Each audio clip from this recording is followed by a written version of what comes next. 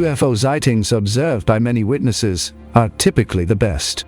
One such sighting occurred in 1976 in the Canary Islands, a Spanish archipelago just off the northwest coast of Africa.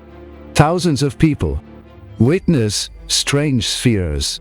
On the evening of 22nd June 1976, residents of Tenerife, La Palma, and La Gomera saw and reported bizarre lights in the sky overhead.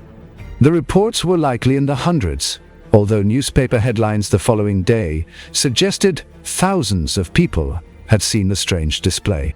The lights performed maneuvers that known aircraft were simply not capable of.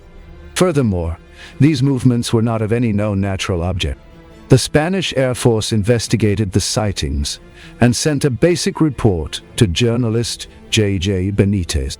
Benitez conducted his own extensive research, but it wasn't until the release of military files in 1994 that the full picture was available.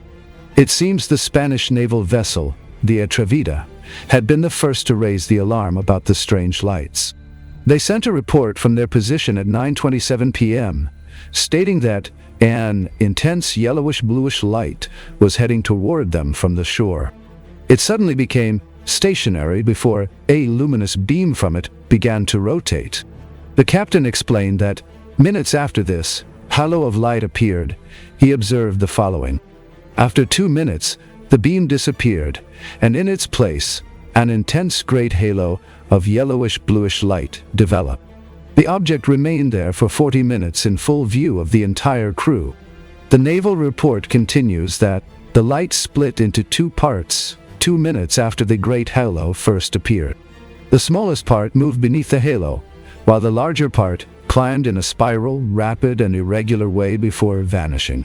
Several minutes after this detailed account from the Atrevida, sightings came from civilians. These reports came from all parts of the island society, including professionals such as doctors and teachers. Rightly or wrongly, that always lends credence to such reports. With no military or civilian aircraft airborne that evening, there should have been nothing in the sky. And even if a private flyer had made their way up unbeknownst, they surely couldn't possess such a phenomenally futuristic craft.